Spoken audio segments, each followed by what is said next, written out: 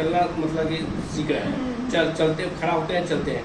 तो अभी बहुत से बच्चे ऐसे दिखाई देंगे 3 साल के और 2 साल के बच्चे अभी तक चल नहीं रहे हैं, खड़ा होने पर गिर जाते हैं, इस तरह की शिकायत आ रही है। तो उसके लिए किस तरह इलाज है? वो शिकायत ये होती है कि जो एक बच्चा जन्म लेता है तो उसके माइलस्टोन्स होते हैं, जैसे जैसे वो बढ़ता है तो एक माइलस्टोन अचीव करता है। जैसे कि 5 महीने का बच्चा हुआ तो वो क्या कर सकता है, वो घुटना कब सीखेगा, बैठना कब सीखेगा, चलना कब सीखेगा।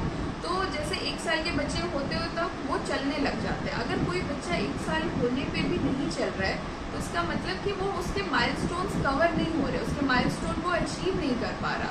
तो उसके लिए भी हम बच्चों को ऐसी प्रॉपर ट्रेनिंग देते हैं और उसके एक्सरसाइजेस करवाते हैं जिससे बच्चे खुद अपने माइलस्टोन खुद अचीव करते हैं। जैसे बच्चे नीचे घुड़कना नहीं सीख पा रहे तो हम उसकी ट्रेनिंग उनको करवाते हैं, चलना बैठ के उठना सिखाते हैं या चलना सिखाते हैं, ये ट्रेनिंग होती है उनकी। तो ये सारे आते हैं फिजियोथेरेपी में। तो किन बीमारी का मतलब कि आप फिजियोथेरेपी से ठीक हो सकता है, खास के मुजफ्फरपुर वासी से क्या अपील करना चाहेंगे? जी देखिए, अभी के टाइम में फिजियोथेरेपी बहुत आगे बढ़ चुका है और काफ़ी हद तक बीमारियां फिजियोथेरेपी से सही हो सकती है। बच्चों में जैसे सेरेब्रल पैल्सी है या माइलस्टोन डिले है, ये सब बीमारियां ठीक हो सकती है। न्यूरोलॉजिकल में स्ट्रोक पेशेंट है, पैरालिसिस है, चेहरे में पैरालिसिस लकवा मारता है, फेशियल पैल्सी बोलते हैं उसे, ये सब ठीक हो सकता है। छोटे छोटे बच्चों को ये भी देखने को मिला कि हकला के बोलना और मतलब कि साफ वो मतलब कि आवाज नहीं होना और इस तरह की शिकायत ज्यादा है।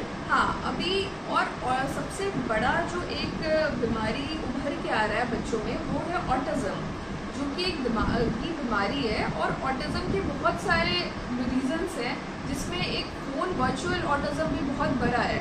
आप अपने बच्चों को फ़ोन तो दे रहे हैं कि बच्चा शांत रहे, लेकिन वो बच्चे को कितना हानिकारक है उसके लिए आप ये नहीं समझ पा रहे कि कल को उस बच्चे में वो बीमारी भी हो सकती है ऑटिज्म। और ऐसा नहीं है कि इसका इलाज नहीं है, इसका भी इलाज है।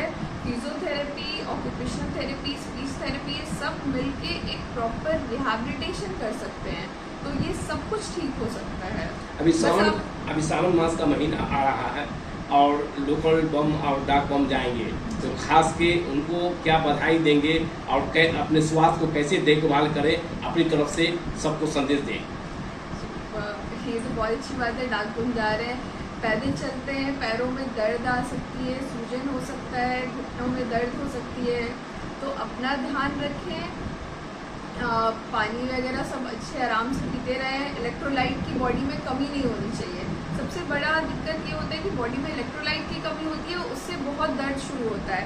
आपके पिछले मांसपेशी में दर्द हो सकता है, जो कि लोकल लैंग्वेज में आप बोलते हैं बग्घा लग गया। तो वो सब का ध्यान रखिए, पानी पीजिए, नारियल पानी पीजिए, तो वो सब दिक्कत नहीं आएगी। और उसके बाद अगर आपको दर्द हो रहा है, कहीं भी आता है, तो आप फिजियोथेरेपी के लिए कंसल्ट कर सकते हैं। बधाई देंगे, शुभकामना लो जी, बहुत बहुत आप लोग को बधाइयाँ। और आप लोग एक बार मुझे अपने सेवा का मौका ज़रूर दें। मेरा क्लिनिक ओपन हुआ है, मैं डॉक्टर सौम्या कुमारी, जिला परिषद मार्केट में मेरा क्लिनिक है, आरोग्य फिजियोथेरेपी सेंटर। मोबाइल नंबर और मेरा मोबाइल नंबर है 922। मुजफ्फरपुर के जुनन छपड़ा जिला परिषद मार्केट में आरोग्य फिजियोथेरेपी सेंटर कल उद्घाटन किनके द्वारा करवाए हैं क्लिनिक का, वो बताएं। जी, मेरा उद्घाटन हुआ है जिला परिषद मार्केट में मेरे क्लिनिक का। तो ये मेरे पिताजी जो चीफ टीटी इंस्पेक्टर है रेलवे में, उन्होंने, और मेरे पापा सर्वजीत ठाकुर, उन दोनों ने मिलके मेरा उद्घाटन किया है क्लिनिक का। देखा गया है कि सब लोग मतलब कि जो है राजनीति के व्यक्ति से करवाते हैं, कोई मतलब कि अच्छे कलाकार से कराते हैं। आपकी जो सोच रही कि पिताजी से यानी सीनियर सिटीजन के लोगों से और माँ पिताजी से उद्घाटन कराए, ये सोच रखें जी, कि इस तरह की सोच रखें। आप नेता और कलाकार के बारे में बात कर रहे हैं। एक होता है कि रोल मॉडल, मेरे ज़िंदगी में रोल मॉडल ही मेरे पिताजी रहे और मेरे पापा हैं, वो भी हैं। तो मुझे उनसे उद्घाटन करवाना ज़्यादा अच्छा लगा और उनके आशीर्वाद से ही मैं आगे बढ़ूंगी और मैं इसको बढ़ाऊंगी आगे। और आप देखा गया है कि अभी समय है, बरसात का समय है, गर्मी अधिक है और इस समय मतलब कि जो है पैरालिसिस मारने का ये समय आता है। लोग पानी में भीगते हैं, उसके बाद में कपड़े उतारते हैं, इस तरह करते हैं, तो उस समय अटैक होने की ज़्यादा संभावना बढ़ जाती है।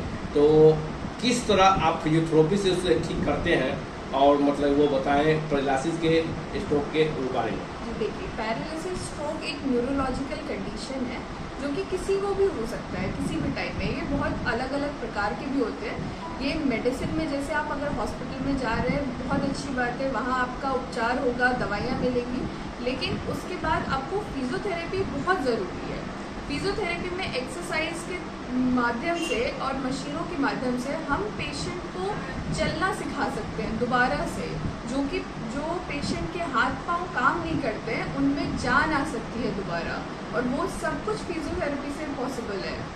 तो अभी जितने लोग जागरूक होंगे उतना ज़्यादा अच्छा है, क्योंकि जितनी जल्दी उपचार शुरू होगा फिजियोथेरेपी से उतना जल्दी फ़ायदा दिखेगा आपको। अभी के युग में देख रहे हैं कि हमारी माँ, बहन और बहू जो है खासकर घर में घरेलू काम से नहीं करते हैं, फैशन का दौर के कारण से। तो पहले काम करती थी महिला तो उसका शरीर भी ठीक रहता था, स्वास्थ्य रहता था, डॉक्टर का कहना है, आप लोग का कहना है। अभी जो है काम काज न करने के कारण बहुत से लेडीज को मतलब कि जो है हाथ नहीं उठता है, इस तरह की शिकायत, जोड़ जोड़ में दर्द, इस तरह की शिकायत आ रही है। अभी सबसे ज़्यादा जो मोस्ट कॉमन शिकायत होती है वो है घुटने के दर्द। घुटने का दर्द मोस्टली औरतों को होता है, कंधे का दर्द है कि हाथ नहीं उठता है, इन सब का कारण बहुत हो सकता है। तो ये सब फिजियोथेरेपी में और एक्सरसाइज से ये ठीक हो सकता है। अगर आप एक्सरसाइज करिए तो आपकी सारी हड्डियाँ और मांसपेशियाँ सब अच्छे रहेंगे। तो एक्सरसाइज बहुत ज़रूरी है अभी के टाइम में। एक्सीडेंटल जो होते हैं तो एक्सीडेंटल में ज़्यादातर गंभीर होता है तो ऑर्थो के डॉक्टर के पास जाते हैं जी। तो वो प्लास्टर वस्टर करते साथ ही फिर भी नहीं काम करता है, पैर इतना नहीं काम कर पाता, तो ऑर्थो के डॉक्टर मतलब फिजियोथेरेपी वाले के पास भेजते हैं कि वहाँ जाके दिखा लीजिए। तो आप लोग क्या सलाह देते हैं, किस तरह ट्रीटमेंट करते हैं उस तरह? जैसे कोई भी एक्सीडेंट होता है या फ्रैक्चर होता है तो प्लास्टर के बाद जब प्लास्टर निकलता है तो जो हड्डियाँ और मांसपेशियाँ उस पर जकड़न आ जाती है, तो वो इजीली मूवमेंट नहीं हो पाता है। तो वो मूवमेंट दोबारा से लाने के लिए हम फिजियोथेरेपी में एक्सरसाइज करवाते हैं और वो वापस से उनका हाथ को पहले तरीके से, या हाथ या पैर जहाँ भी फ्रैक्चर है वो वापस से ठीक करते हैं, उसके सारे मूवमेंट्स हम लोग वापस ले आते हैं। तो ये बहुत ज़रूरी है। और अगर ये जकड़न रह गई तो वो पूरी ज़िंदगी भर तक का रह जाता है, वो उसके बाद फिर कभी ठीक नहीं हो पाएगा, या तो दोबारा सर्जरी करनी पड़ेगी या फिर वो वैसे ही रखना पड़ेगा। तो फिजियोथेरेपी फ्रैक्चर के केस में बहुत ज़रूरी है। जब भी फ्रैक्चर का प्लास्टर हटे तो फिजियोथेरेपी ज़रूर से ज़रूर करवाएं। अभी ये देखा गया है कि युवा पीढ़ी चाहे मतलब कि होते हैं तो मोटापा अधिक बढ़ रहा है लोगों में, महिलाओं में भी देख रहे हैं मोटापा अधिक बढ़ रहा है, बच्चों में देख रहे हैं, नौजवान में कि मोटापा बढ़ रहा है। तो उससे फिजियोथेरेपी से किस तरह इलाज करते हैं? देखिए, ओबेसिटी एक कंडीशन होती है जिसमें है कि हमारा बहुत सारे रीजंस होते हैं उसके, लेकिन ये डाइट और एक्सरसाइज, एक प्रॉपर अगर एक्सरसाइज प्लान किया जाए तो उससे भी वो ठीक हो सकते हैं। जैसे नवयुवक में आजकल के नौजवानों में फ़ोन ज़्यादा यूज़ करने से गर्दन में बहुत जकड़न और दर्द हो जाती है, ये बहुत देखा गया है। तो इसके लिए भी बहुत सारी एक्सरसाइज है, पोस्चर करेक्शन है जो कि हम कर सकते हैं, बता सकते हैं, जिससे काफ़ी हद तक सही हो जाए।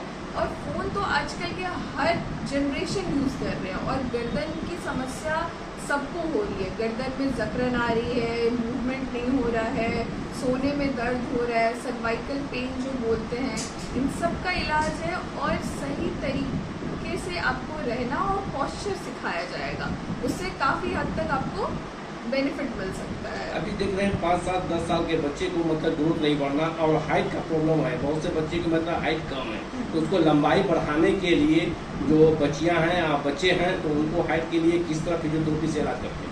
हाइट भी बढ़ाने के लिए देखिए मोस्टली तो जेनेटिक हाइट होते हैं, लेकिन कुछ एक्सरसाइज भी हैं जो हाइट बढ़ाने में बहुत फ़ायदेमंद होते हैं। और फिजियोथेरेपी सिर्फ एडल्ट में ही नहीं, पीडियाट्रिक जो बच्चे में है उनमें भी बहुत मदद कर सकता है। और फिजियोथेरेपी बच्चों में जब से बच्चा जन्म लेता है उसके बाद से ही हम लोग थोड़ा बहुत उनमें रिफ्लेक्सेस वगैरह चेक करते हैं कि बच्चे का ग्रोथ सही डायरेक्शन में जा रहा है या नहीं जा रहा है, बच्चे का प्रॉपर सब कुछ न्यूट्रिशन मिल रहा है, ये सब कुछ हम लोग प्रॉपर तरीके से देखते हैं। और हाइट की जो समस्या बता रहे हैं वो भी एक्सरसाइजेस हैं जो हाइट बढ़ाने में काफ़ी मदद करती हैं आजकल। बहुत से अभी छोटे